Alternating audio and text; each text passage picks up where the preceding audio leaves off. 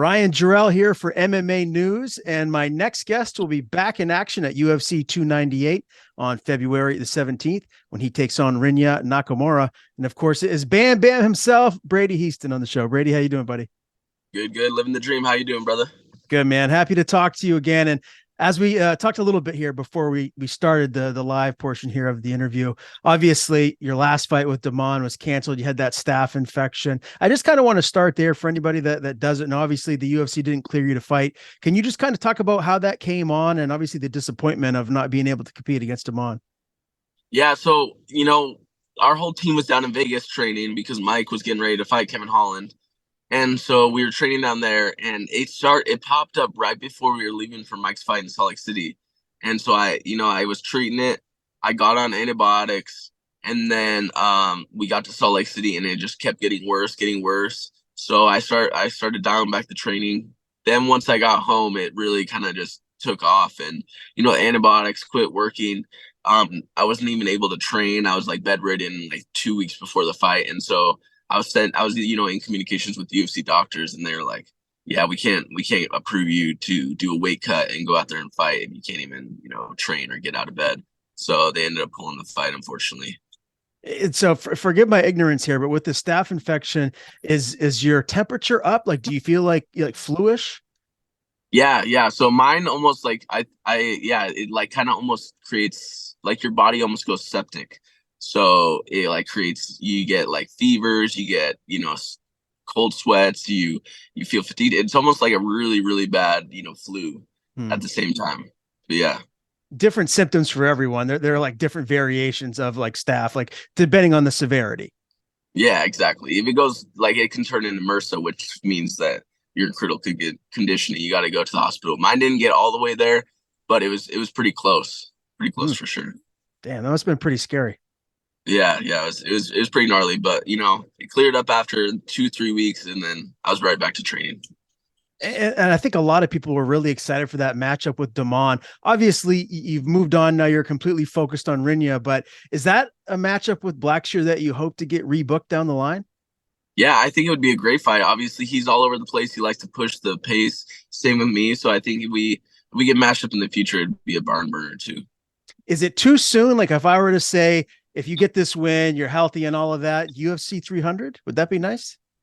That would be really nice. Yeah, of course I wouldn't turn down UFC 300. That's iconic. That's a legendary card. So if I get a quick turnaround, no injuries, knock on wood, but I'd be ready to go. Yeah, man, that would be pretty cool. Well, tell me, what has life been like for you since obviously we last spoke, which was before the Damon Blackshear fight was supposed to happen. Yeah, just same as usual. I'm in the gym every day. I'm training. I got a new dog. I got a puppy, a little French bulldog. Frank the Tank. So I've been hanging out with him, just training. Taking my trips down to Vegas, getting to train with Marab. Aljamain Sterling, a lot of those good wrestler guys. So it's been a good camp. It's been a good last few months. Just improving on a lot of stuff. You improve my striking, ready to go out there and showcase. So you named the dog Frank the Tank. Yeah. Do you have him with you? I don't. Unfortunately, I'm right in front of the gym, so I left him at home. But Okay. next time I'll bring him on the show and show him off.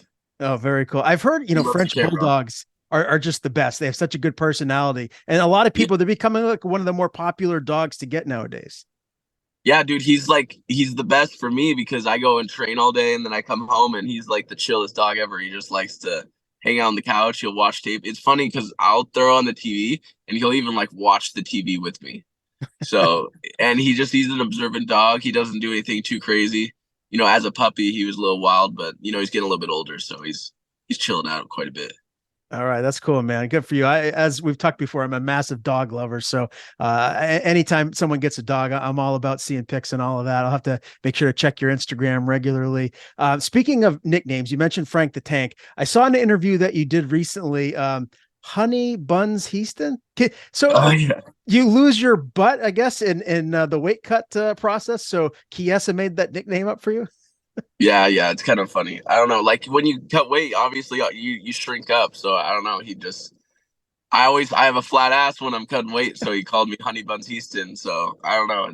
It's something that stuck around for a little bit, but yeah, Okay, I it's thought not that my was finest hour. Not my thought that finest hour cut weight, but it is what it is.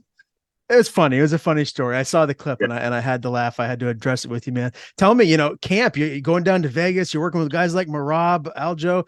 Man, that must be amazing. Where are you at right now as far as your confidence level getting ready for another tough opponent? Yeah, no, I feel really confident. Obviously, I think my grappling is getting better and better, and I think it's had such a high starting point. This guy's a really good wrestler. Obviously, he's done a lot in the wrestling space, but I'm excited. I welcome the grappling exchanges. So, training with those guys, seeing them compete at a high level, and comparing myself to them, it's been really good. Like, learning from them, taking a few skills, and then having my, just push the pace with them in the training room. Now, when you're going with these guys, obviously they're at the top of the division. Are you going full out like sparring? Is it more of like a controlled space? How is that, or is it like just depending on I guess where you're at, like in your camp versus theirs? Yeah, I think it's a combination of both. There is sparring days. Me and Marab definitely go at it a lot on the sparring days. And then there's a lot of controlled stuff. So it's everything, from one end to the other. And then also like the technical stuff. So it's been good. Yeah. It's a little bit of everything. How do you think Aljo is going to fare moving up to featherweight? Do you think he's going to do pretty well against Calvin Cater? I think so. I've trained with Aljamain a lot and he is so strong. I think he's not gonna have any disadvantage there at 145. He's fast. I think he's gonna be healthier, so I think he's gonna even perform better. And so the fact that he performed so well at 35 and he was like killing himself to make it, I think once he's at 45, he's gonna be, have a lot more energy, and I think he's gonna do even better up there. And as far as Marab goes, I mean, a lot of people, Brady, think that he very well might be the best 135er on the planet right now. Do you think ultimately that belt is going to be wrapped around his waist? 100%. Yeah, I think his style is so hard to deal with. The fact that he can push a pace.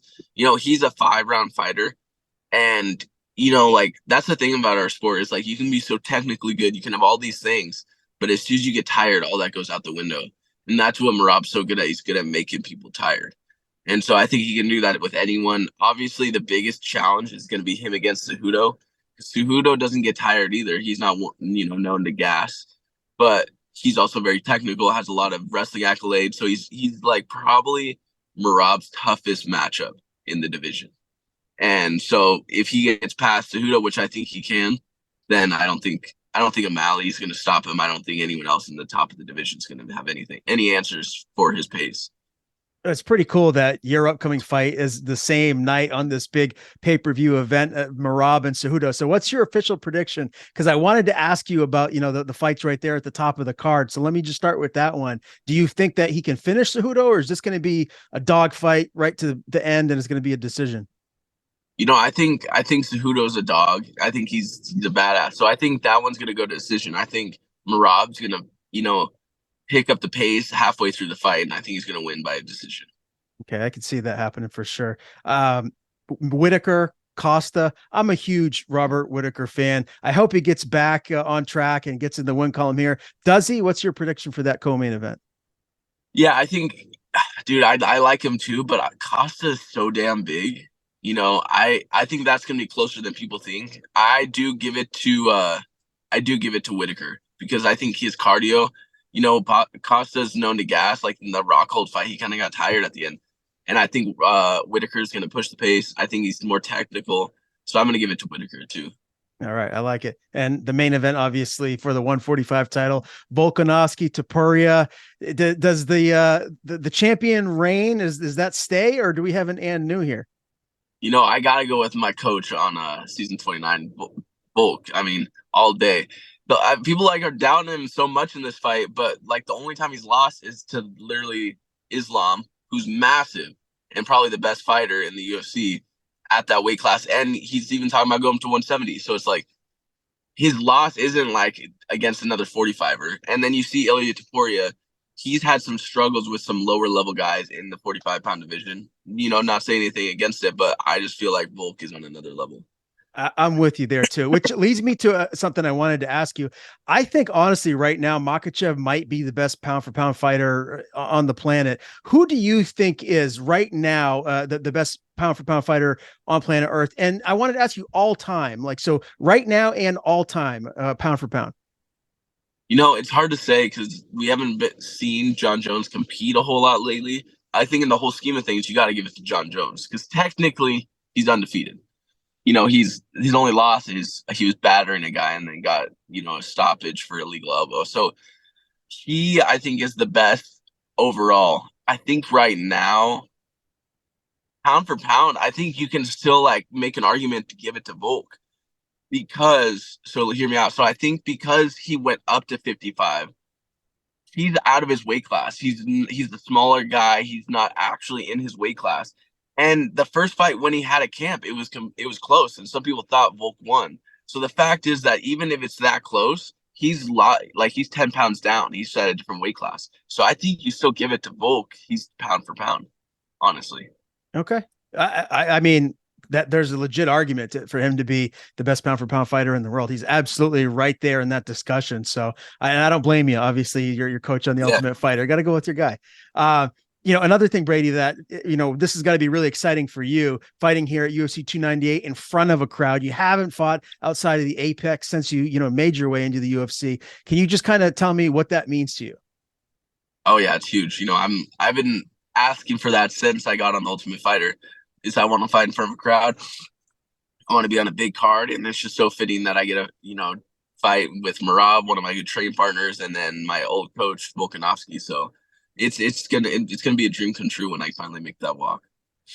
Do you feel like that's going to juice you up even more with the crowd there screaming? Is that going to get you to like even another level of how good you can be? For sure. I'm always laser focused. So, I think I go out there and I perform the way I perform no matter what. I'm always laser focused. I visualize it in the training camp. So I think it'll definitely give me a little bit more motivation in training camp. But either way, I'm going to perform the way I perform. It doesn't matter where or when I am. And you mentioned Nakamura's wrestling credentials. He's undefeated. He's 2-0 in the UFC. He's got a win over Fernie Garcia, someone that you fought before and you've become fairly friendly with recently, so it seems. Did you learn a lot from that fight? Is there something that you can take from his fight versus Fernie to maybe give you an edge in this one? Yeah, I feel like our fights with Fernie were very similar. I feel like we both went out there and dominated a lot. Fernie is an extremely tough good dude. He's hard to finish. But you definitely saw a lot of good submission attempts from Nakamura. He's obviously got some good takedowns. He's like very explosive. So yeah, I learned a lot from that fight.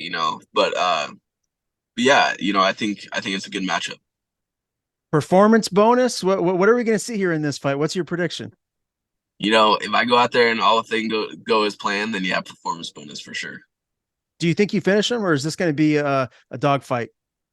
The goal is to finish him. Yeah, definitely. I always go out there for a finish. There's never a point where I'm going out there just to go for a decision. That's not my style. And I think that showed in my last fight, even though it was the last round, I'm always looking for the finish no matter what. Is this your toughest opponent, though? Is Nakamura the toughest opponent you fought to date? I think so. I think the fact that he just has such a high level of competing in wrestling, I think makes him probably the highest level opponent I've faced. Yeah, I think it's just like his experience and the fact that he's undefeated, he's probably got a lot of good confidence. So it's my job to go take that away. So taking that O from him, giving him his first loss, if you do get this win, where does that position you in the bantamweight division? I think that will make a big statement for me. If I go out there and when I go out there and finish this dude, it's gonna bring a lot of eyes to me. I know a lot of people are high on this guy. So I think once I go out there and finish this guy, I think it's gonna be my time to start climbing these rankings. I'm 24, so I'm still pretty young, but I think when I showcase all the skills and all the improvements I made, I feel like people are gonna start noticing. So you're only 24 years old, 2024. It's almost here. How many fights would you like to have in the upcoming calendar year? At least three. That's the goal. I want 3 fights this calendar year. Hopefully more. I only got one last year and one year the year before, so I'm pretty bummed about that. But I'm trying to get a bunch in this year. Can't wait to see you back in there, man. Again, February the 17th, UFC 298. One last thing I wanted to address with you before you head on out. I don't know if you're a big basketball fan, but you're fighting on Michael Jordan's birthday. I think you need to rock some Jordan gear, maybe a Jordan jersey around come fight week. Hey, that works out. That's a good point. I didn't even realize that. That's pretty cool. Maybe I will. What you got any suggestions? Maybe throw some Jordans on my feet or what? 100%. Do you have any? I do. Yeah, I got a couple. Okay, yeah, you definitely got to rock some Jordans, and I think wearing a Jordan jersey, maybe in like some interviews, some of the fight week media stuff you have to do, basically give it up to the basketball goat. There you go. I like that. That'd be good. Awesome, man. Great talking to you as always, Brady. Before we do sign off, I want to give you the floor. Anyone you want to thank, anything you want to plug, floor is yours, bud. I just want to thank my team back home here in Spokane, my team down in Vegas, Syndicate. But yeah, that's about it. I just want to thank all the people that support me.